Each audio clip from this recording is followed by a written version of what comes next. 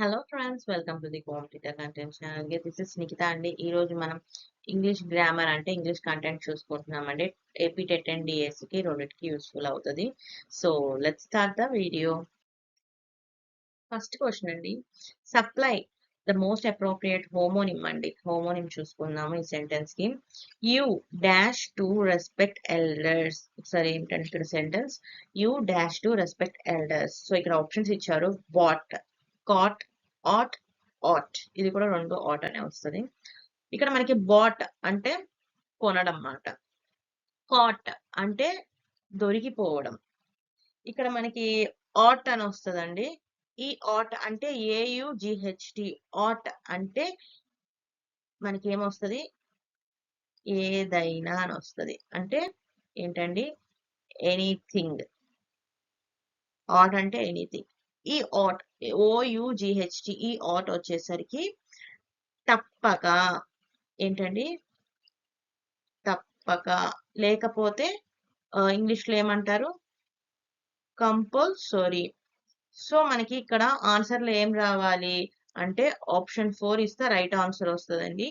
You ought to respect elders అంటే మనం తప్పక పెద్దలకి గౌరవించాలి. ఆప్షన్ 4 అనేది రైట్ ఆన్సర్ అవుతుంది. So next question, choose the best homophone in the blank. The homophone which means A change is అంటే ఒక మార్పు, ఏంటండి, ఒక మార్పు లేదంటే ఒక తేడా. అంటే ఏ చేంజ్ అనే దానికి వీటిల్లో అర్థం ఏమిటి అని చూద్దాం.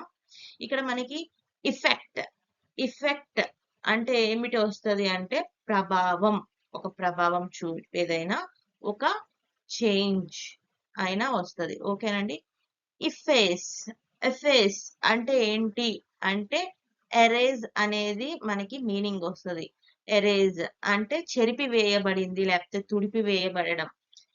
అఫెక్ట్, ఇక్కడ మనకి ఇఫెక్ట్ వచ్చింది. ఇక్కడ అఫెక్ట్ అంటే ఏదైనా ప్రభావితం చేస్తాయి అంటే ఒక ఇఫెక్ట్ చూపిస్తుంది. సో ఎఫెక్ట్ అంటే ఇఫెక్ట్ చూపించడం, అంటే ఏదైనా మార్పిడికి లోన్ అయ్యేది, అంటే ఒక చేంజ్ కి లోన్ అయ్యేది, కానీ అది ఒక చేంజ్ కాదు. ఓకేనా అండి. అఫ్లిక్ట్, అఫ్లిక్ట్ అంటే బాధించు, అంటే మనం నిరాశపరిచేది, దుఃఖించేది, బాధించేది అఫెక్ట్ అంటే. సో మనకి ఇక్కడ ఒక చేంజ్ కావాలి. చేంజ్ అంటే ఏమొస్తుంది అంటే ఆప్షన్ 1 ఇఫెక్ట్ అనేది వస్తుంది. ఓకేనా అండి. సో ఇప్పుడు ఇఫెక్ట్ కి ఎఫెక్ట్ కి అనేది అర్థం తెలిసింది కదా.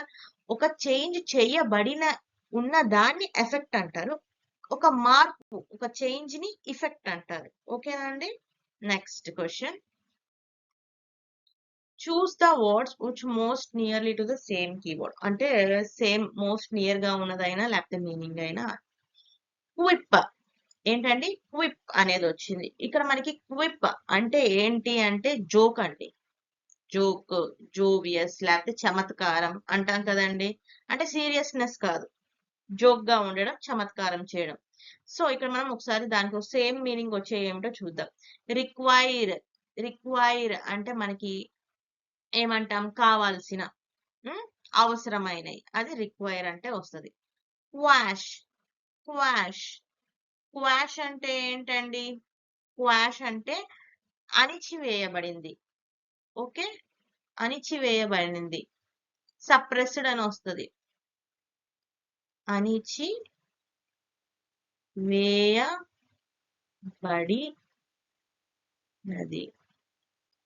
ఓకేనండి, అణిచివేయబడినది. నెక్స్ట్ విట్టిజం, విట్టిజం, విట్టిజం అంటే ఏంటండి అన్న ఇది కూడా జోకే వస్తుందండి, ఇది కూడా చమత్కారం. ఓకే. నెక్స్ట్ రిక్వెస్ట్, రిక్వెస్ట్ అంటే అభ్యర్థన, దయచేసి. ఓకేనండి. రిక్వెస్ట్ ప్లీజ్ అని మనం అంటాం కదండి, అభ్యర్థన. సో మనకి ఇక్కడ రైట్ ఆన్సర్ వచ్చేసరికి ఆప్షన్ 3 అవుతుందండి.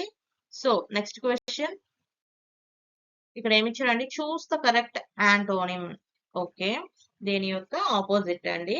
సో ఎక్స్ప్లిసిట్, ఎక్స్ప్లిసిట్ యొక్క మీనింగ్ ఏమిటి అంటే రెండు రకాలుగా ఉంటదండి.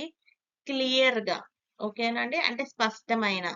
ఒకవేళ క్లియర్ గా లేకపోతే సిమిలర్ అంటాము. అంటే సిమిలర్ అంటే సేమ్. ఓకేనా? సో మనకి ఫస్ట్ యొక్క మీనింగ్ వచ్చేసరికి కూడా ఇది కూడా సేమ్ సిమిలర్ గానే వస్తుందండి. Similar. Okay. Next excellent. Excellent అంటే అద్భుతమైన. ఓకేనండి? అద్భుతమైన.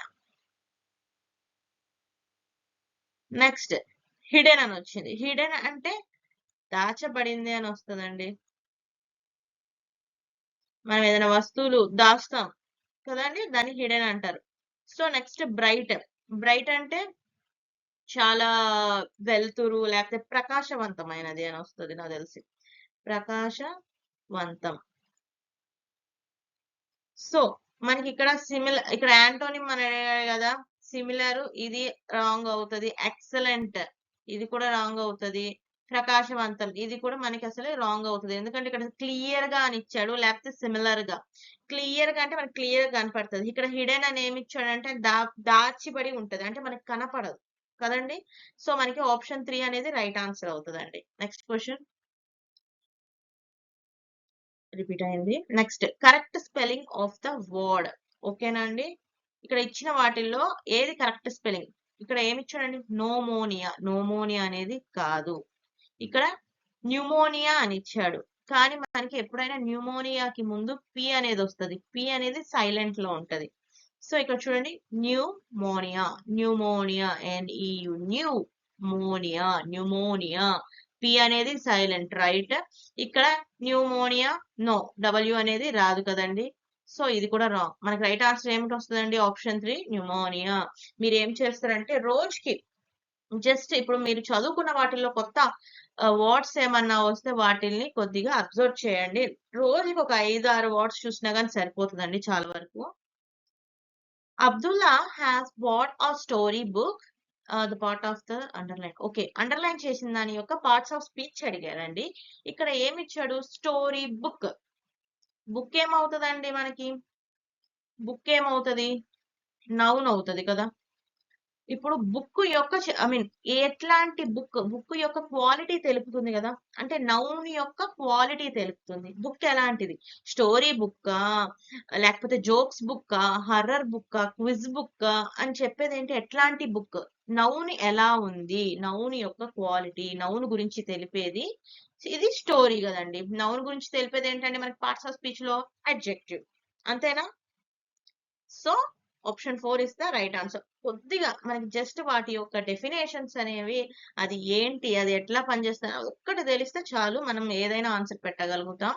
సో అడ్జెక్టివ్, కళ్ళు మూసుకొని అడ్జెక్టివ్ అని పెట్టేయచ్చు. ఓకేనా అండి? అదే వర్బ్ గురించి చెప్పిద్ది అంటే అది అప్పుడు యాడ్ వర్బ్ అవుతుందండి. ఓకేనా? సో మనకి ఇక్కడ నౌన్ గురించి చెప్తుంది కాబట్టి మనకి అడ్జెక్టివ్ అయింది. Option 4 is the right answer. Next question. Choose the correct preposition. They were provided dash, ink, pen and paper. ఓకేనా అండి? ఇప్పుడు మనకి ఏమొస్తుంది? ఫ్రమ్, ఫర్ అంటే ఇంక్ తో ప్రొవైడ్ చేశారా, ఇంక్ కోసం ప్రొవైడ్ చేశారా, ఇంక్ పక్కన ప్రొవైడ్ చేశారా? కాదు, ఇంక్ ని ప్రొవైడ్ చేశారు. పెన్ అండ్ పేపర్ ఏం చేశారు? విత్ అని వస్తుంది. ఓకేనా? ఇంక్ తో ప్రొవైడ్ చేశారు. ఏం ప్రొవైడ్ చేశారు? పెన్ను అండ్ పేపర్ ఇంక్ తో ప్రొవైడ్ చేశారు. సో మనకి విత్ అనేది వస్తుంది. ఏం లేదండి, ఇప్పుడు ఈ వర్డ్స్ కి మనకి తెలుగులో మీనింగ్ ఏమొస్తుంది, ఆ మీనింగ్ అనేది మనము ఈ ఇచ్చిన వాటితో, ఈ సెంటెన్స్ తో లింకప్ చేస్తే కరెక్ట్ గా వచ్చిందా లేదా, అది ఒక్కటి చెక్ చేసుకుంటే చాలు. ఓకేనండి? Next question. Choose the sentence that has a noun clause. Noun clause ఉన్న సెంటెన్స్ ఏంటంటే మనకి క్లియర్ గా అర్థమవుతుందండి. ఆప్షన్ 1 అనండి. ఎందుకంటే she said that she will that she was ill అండి. సో మనకి ఇది ఆప్షన్ 1 అనేది నౌన్ క్లాస్ కిందకి వస్తుంది. నేను సెపరేట్ గా మళ్ళీ సెపరేట్ గా ఒక్కొక్క పార్ట్ గ్రామర్ అనేది క్లియర్ గా ఎక్స్ప్లెయిన్ చేస్తానండి. సో మనకి ఇక్కడ నెక్స్ట్ క్వశ్చన్ చూసుకున్నట్టయితే the police arrived in no time అని వచ్చింది. సో చూస్తే question tag for this sentence. First మనం ఇక్కడ నో టైమ్ అంటే ఏంటంటే టైం లేదనా అండి? కాదు. నో టైం అంటే ఒక నిమిషం, వెరీ క్విక్లీ అండి. నో టైం అంటే వెరీ క్విక్లీ. లేకపోతే ఇన్స్టెంట్ గా, ఇప్పుడు మనం ఇన్స్టెంట్ నూడిల్స్ చూస్తాం. ఇన్స్టెంట్ నూడిల్స్ అంటే ఇప్పటికిప్పుడే ఫాస్ట్ గా నిమిషంలో అయిపోయే నూడిల్స్ అనగా ఇన్స్టెంట్ గా చేద్దాం అంటే ఇప్పటికిప్పుడే very quickly. So no time అంటే టైం లేదు లేకపోతే రాలేదు అని కాదు. సో ఇది మనకి నో టైం అని నో వచ్చినా but it is positive. Okay, sentence ఎలా ఉందండి? పాజిటివ్ లో ఉంది. ఓకేనా అండి? సో సెంటెన్స్ పాజిటివ్ లో అంటే మన క్వశ్చన్ ట్యాగ్ ఎలా రావాలండి? నెగిటివ్ ఫామ్ లో ఉండాలి కదండి. ఓకే, సో నెగిటివ్ ఫామ్ లో ఉండాలి. సో అప్పుడు మనకి warrant they, did they, haven't they and didn't they అని వచ్చింది. సో మనకి ఇక్కడ రైట్ ఆన్సర్ వచ్చేసరికి నెగిటివ్ లో ఇవ్వాలి కాబట్టి డిడెంట్ దే అని వస్తుంది. Okay, the police is there plural. Okay, the police arrived in no time, didn't they.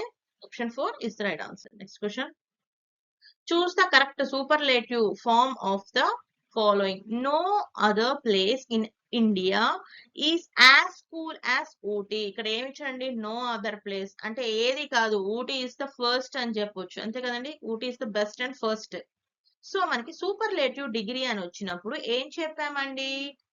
ఏమొస్తుంది? ఈఎస్టి ఆర్ ఎస్టి అనేది వస్తుంది. ఓకేనా? నో అదర్ ఇచ్చాడు కాబట్టి ఇంకేది కాదు, ఊటీ అనేది నెంబర్ 1 లో ఉంది. సో ఫస్ట్ కూలెస్ట్, ఇక్కడ కూలెస్ట్ కూలెస్ట్ కూలెస్ట్, ఇక్కడ నాట్ అని ఇచ్చాడు కాబట్టి ఇది కాదు అండి. ఇక్కడ కూడా ఊటీ ఈజ్ నాట్ అని ఇచ్చాడు, కాదు, కూల్ అని చెప్తానే ఉన్నాడు కదండి దాంట్లో. So one of the coolest కదా, అంటే ఇంకా వేరే కూడా మంచిగా అనేది లేదు, అంటే నో అదర్ అని ఇచ్చేసాడు. సో ఇదే ఫస్ట్ ప్లేస్ లో ఉన్నట్టు కదండి. ఇదేం వేరే ఒక 5-6 వాటితో పోటీ చేయట్లేదు, దాంట్లో ఒకటి కాదు, ఇదే ఫస్ట్ అని ఇచ్చాడు. సో మనకి ఆప్షన్ 3 అనేది రైట్ ఆన్సర్ అవుతుంది అండి. Ooty is the coolest of all the places in India. Option 3 అనేది రైట్ ఆన్సర్ అవుతుంది. అన్ని ప్లేసులతో పోలిస్తే ఊటీ అనేది ఫస్ట్ లో ఉంది, అన్నిటికన్నా కూల్ గా ఉంటది. సో మనకి ఆప్షన్ 3 అనేది రైట్ ఆన్సర్ అవుతుందండి. Next question. ఇక్కడ ఏమి ఇచ్చాడండి? ఓకే, మనకి డైరెక్ట్ స్పీచ్ ఇచ్చాడు, ఇండైరెక్ట్ స్పీచ్ లోకి మార్చాలి. The author says we have explained everything. ఓకేనండి, ఇక్కడ ఏమి ఇచ్చాడు? Have explained. మనకి ఇక్కడ హ్యావ్ అని ఇచ్చాడు కాబట్టి కంపల్సరీ మనకి ఏమవుతుంది? టెన్స్ చేంజ్ అవుతుంది. టెన్స్ చేంజ్ అవుతే ఏమొస్తుంది? హ్యాడ్ వస్తుంది. So first the author says అలానే ఉంటది అన్నిట్లో. ఓకే, సో మనకి comma and question tags, I mean quotations remove చేసేసి మనకి దట్ అనేది వస్తుంది. దట్ కూడా ఉంది అన్నిట్లో. The other says that. Okay, ఇక్కడ హ్యాడ్ వచ్చింది చూసారా, అన్నిట్లో పోలిస్తే ఇక్కడ హ్యాజ్ వచ్చింది, కాదు. ఇక్కడ ఏం లేదు, ఇది కూడా కాదు. ఎక్స్ప్లెయినింగ్, ఇది కంటిన్యూస్ టెన్స్ లో ఉంది కాబట్టి అసలే కాదు. ద రైట్ ఆన్సర్ వచ్చేసరికి మనకి ఆప్షన్ 1 అవుతుందండి. ఇక్కడ టెన్స్ చేంజ్ అయింది కాబట్టి హ్యాడ్ ఎక్స్ప్లెయిన్డ్ ఎవ్రీథింగ్. ఆప్షన్ 1 అనేది రైట్ ఆన్సర్ వస్తుందండి. Next question. Okay, passive voice లో ఇచ్చాడు, యాక్టివ్ వాయిస్ లోకి మార్చాలి మనం. అండ్ మనం ఎట్లా కనిపెట్టంటే ఇక్కడ బై ఉంది, బై ఉంటే కంపల్సరీ పాసివ్ వాయిస్ అవుతుంది. The inaugural address was delivered by the chairman. So the chairman అనేది ముందు వస్తుంది. ఇక్కడ ఏమి ఇచ్చాడండి? వాస్ ప్లస్ V3 వచ్చింది. పాసివ్ లో ఉన్న వాస్ ప్లస్ V3 మనకి యాక్టివ్ ఫామ్ లోకి మారాలి అంటే ఏమవుతుందండి? మనకి జస్ట్ V2 లోకి వస్తుంది. ఓకేనా? V2 లోకి వస్తుంది. సో ఇక్కడ ఓన్లీ V2 కావాలి మనకి. ఏది? చైర్మన్ తర్వాత మనకి ఓన్లీ V2 రావాలి. ఇక్కడ హ్యాడ్ ప్లస్ డెలివర్డ్ అని వచ్చింది, ఇది కాదు. నెక్స్ట్ హ్యాడ్ టు డెలివర్ అని వచ్చింది, ఇది కూడా కాదు. ఇక్కడ ఓన్లీ డెలివర్డ్ అంటే V2, చైర్మన్ తర్వాత ఓన్లీ డెలివర్డ్ అనే వచ్చింది. Okay, next chairman was delivering, ఇది కంటిన్యూస్ లో ఉంది, ఇది కూడా కాదు. సో ఓన్లీ మనకి ఆప్షన్ 3 అనేది రైట్ ఆన్సర్ అవుతుందండి. ఈ ఫార్ములాస్, ఐ మీన్ ఈ ట్రాన్స్ఫర్మేషన్స్ జస్ట్ గుర్తుంచుకుంటే active and passive voice simple easy అవుతుందండి మీకు. సో నేను వీటి మీద సెపరేట్ గా ఒక వీడియో కూడా చేశాను. ఒక వీడియో చూసేస్తే మీకు ఇంకా ఎన్ని క్వశ్చన్స్ ఇచ్చినా వాయిస్ లో అవలీలగా చేసేయగలుగుతారండి. సో నెక్స్ట్ క్వశ్చన్ చూద్దాం. Identify the parts of speech under the underline words. Okay, they saw me, చూశారు. దే సా మీ ఆఫ్, చూశారు. ఏంటండి? పని జరుగుతుంది, వాళ్ళు ఏం చేస్తున్నారు? పని చేస్తున్నారు. ఏం చేస్తున్నారు? చూస్తున్నారు. అప్పుడు ఇది ఏం పార్ట్ ఆఫ్ స్పీచ్ అవుతుందండి? ఒక వర్క్ ని తెలియజేసేది వర్బ్ అవుతుంది. So option 3 is the right answer అండి. Next question. The problems are too difficult for her to solve. ఇక్కడ అసలు ఏమి ఇచ్చారు మనం ముందు చూద్దాం. ఇక్కడ ఏమి ఇచ్చారంటే the complex form of this sentence, complex form లోకి మార్చాలి.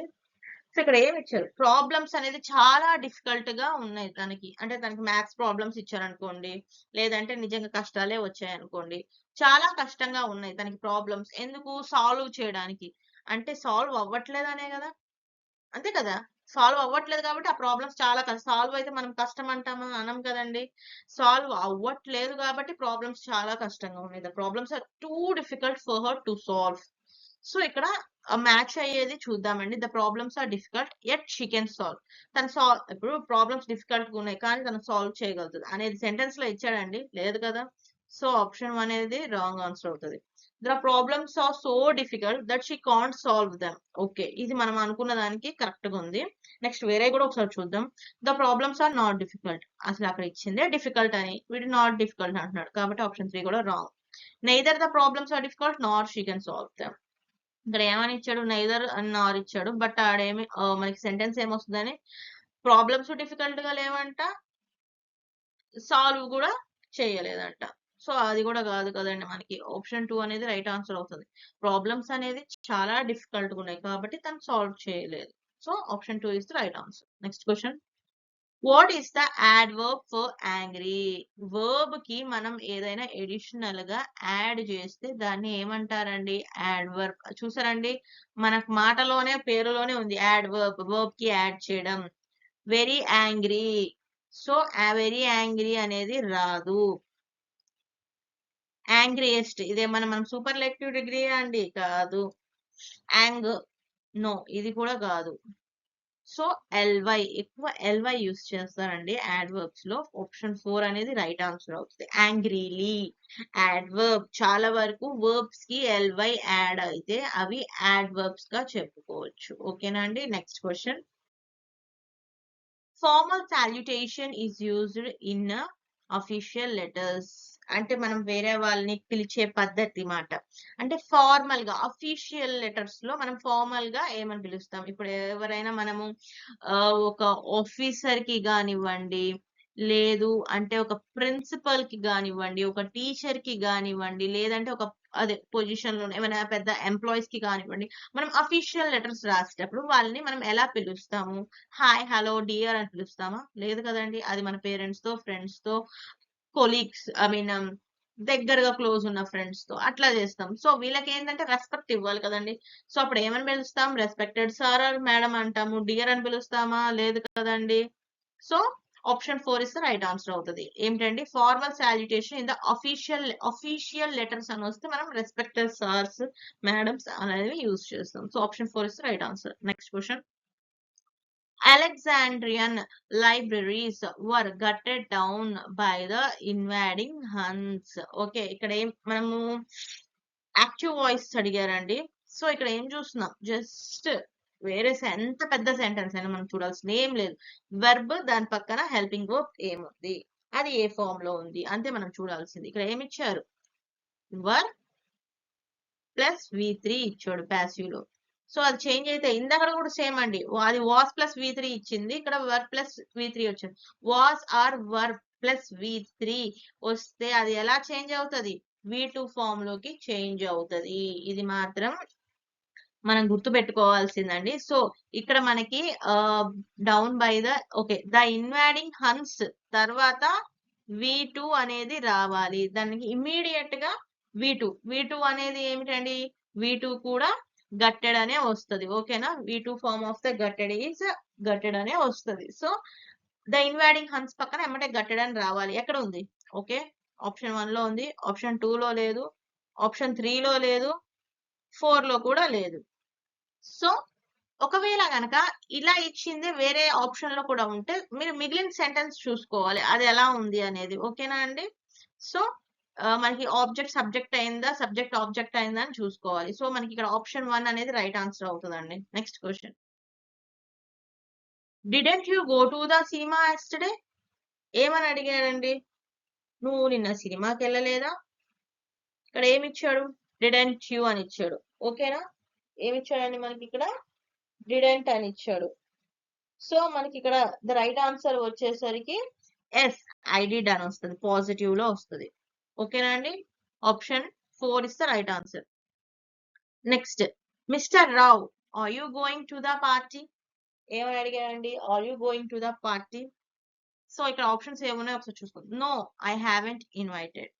లేదు అండి, నన్ను అసలు ఇన్వైట్ చేయలేదు. Yes, I haven't been invited.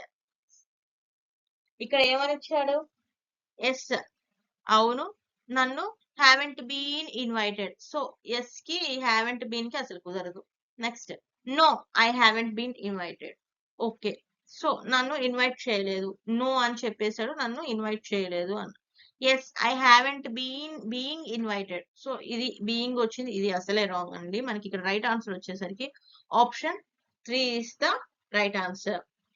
ఇంకా నో అని ఇది ఎందుకు కాదంటే నో అని ఇచ్చాడు కానీ ఓన్లీ హ్యావెంట్ ఇన్వైటెడ్ అని వచ్చాడు, హ్యావెంట్ బీన్ రావాలి. ఓకేనండి, నో పక్కన. So option 3 is right answer. Next question ఏం చూద్దాం. ఎన్సిఎఫ్ స్టాండ్స్ ఫర్, మీ అందరికి తెలిసే ఉంటుంది, ఇది అబ్రివేషన్ అండి. ఎన్సిఎఫ్ స్టాండ్స్ ఫర్, ఒకసారి ఆప్షన్ చదువుతున్నా చూడండి. నేషనల్ కరికులం ఫ్రేమ్ వర్క్ అంట, this is wrong. National curriculum fast track, no అండి. నేషనల్ కల్చరల్ ఫ్రేమ్ వర్క్, ఇది కూడా కాదు. National curriculum framework, option 4 అనేది రైట్ ఆన్సర్ అవుతుంది. Next question, identify the phonetic transcription అండి ఆఫ్ ద వర్డ్ ఆల్. ఎట్లా చదువుతున్నాం? ఆల్, ఆల్ అనట్లేదు, ఏమంటున్నా ఆల్ అనట్లా. సో ఏ వచ్చింది, ఇది రాంగ్. ఇది ఎట్లా ఆల్, ఓ ఓ అనే సౌండ్ వస్తుంది కదా, ఇది కూడా రాంగ్ అవుతుందండి. ఈ ఆల్ కూడా, ఇది ఆల్ వస్తుంది, ఆల్ అనాలి. సో మనకి ఓ, ఏం ఏం సౌండ్ అండి ఇది? ఓ, ఎల్. సో ఎల్ అంటే ఒక ఎల్ వస్తుంది, డబల్ ఎల్ రాదు. సో మనకి ఇది అనేది రైట్ అవుతుంది. Option 2 is the right answer. చెప్పాను కదండి, కాస్త సెపరేట్ గా నేను వేరే గ్రామరీ సెపరేట్ గా వీడియోస్ అప్లోడ్ చేస్తాను. ఇట్లా ప్రాక్టీస్ క్వశ్చన్స్ చెప్పేటప్పుడు మాత్రం పైన ఎక్స్ప్లెయిన్ చేసుకుంటూ వెళ్తానండి. Which of the following is not a bad habit in reading? Reading లో బ్యాడ్ హ్యాబిట్ కానిది ఏమిటి? సైలెంట్ రీడింగ్ ఇది బ్యాడ్ హ్యాబిట్ అండి? కాదు. హెడ్ మూవ్మెంట్, రీడింగ్ చేసేటప్పుడు హెడ్ మూవ్మెంట్ చేసేది, ఇది bad habit. Finger point with finger, poor ice pen అంటే ఇట్లా మనం కళ్ళు దగ్గర కనుకొని చూస్తాం కదండి కష్టంగా, అది కూడా. సో కానిది ఏమిటి అంటే సైలెంట్ రీడింగ్ అనేది, ఇది ఒక బ్యాడ్ హ్యాబిట్ కాదు రీడింగ్ లో. So option 1 is the right answer. Next question, which of the following is a communicative activity? So ఒకరికొకరు మాట్లాడుకునేది, కలిసి గ్రూప్ గా చేసే ఏమిటి చూద్దాం. నాట్ ఏ కమ్యూనికేటివ్ యాక్టివిటీ, కాదు అనేది ఏమిటి? ఓకేనండి, group work or pair work, అందరితో కలుస్తాము, మాట్లాడుకుంటాం, కమ్యూనికేషన్ జరుగుతుంది. సో ఇది కమ్యూనికేటివ్ యాక్టివిటీ అవుతుంది. గివింగ్ ఏ స్పీచ్ కూడా, ఇది కూడా అవుతుంది. అండ్ డూయింగ్ హోంవర్క్, మనకు మనం చేసుకుంటున్నాం, అది కమ్యూనికేషన్ ఎవరితో ఉంటది? ఉండదు. రోల్ ప్లే అంటే ఒక డ్రామా చేసేటప్పుడు ఒక రోల్ లో యాక్టింగ్ చేయడం, అది కూడా వేరే వాళ్ళతో మనం మాట్లాడుతుంటాం కాబట్టి కమ్యూనికేట్ అవుతుంది. సో ఇక్కడ ఆప్షన్ 3 అనేది రైట్ ఆన్సర్ అవుతుంది అండి. హోంవర్క్ చేసుకుంటాం, మనకి మనం ఓన్ గా కూర్చొని చేసుకుంటాం, వేరే వాళ్ళతో మాట్లాడడం కదండి. సో ఆప్షన్ 3 అనేది రైట్ ఆన్సర్. ఎందుకంటే కమ్యూనికేటివ్ యాక్టివిటీ కానిది ఏది అని అడిగాడు కాబట్టి option 3. Next, identify the word of active vocabulary. ఏమి ఇచ్చాడండి? Active vocabulary, cobra, krait, viper, comforted. ఇక్కడ యాక్టివ్ ఉండే యాక్టివ్ వొకాబులరీ ఏమిటి అంటే కంఫర్టెడ్ అండి. Option 4 is the right answer. Next, okay, next మనది ఇది ఒక లాస్ట్ క్వశ్చన్ అండి, చూసుకుందాం. Newspaper help the students in developing their. Newspaper students కి ఎట్లా హెల్ప్ఫుల్ అవుతాయి అంటే రీడింగ్ అండి. అవును, రీడింగ్ మంచిగా వస్తుంది చేయడం వల్ల. అండ్ వొకాబులరీ కూడా మంచిగా వస్తుంది మనకి.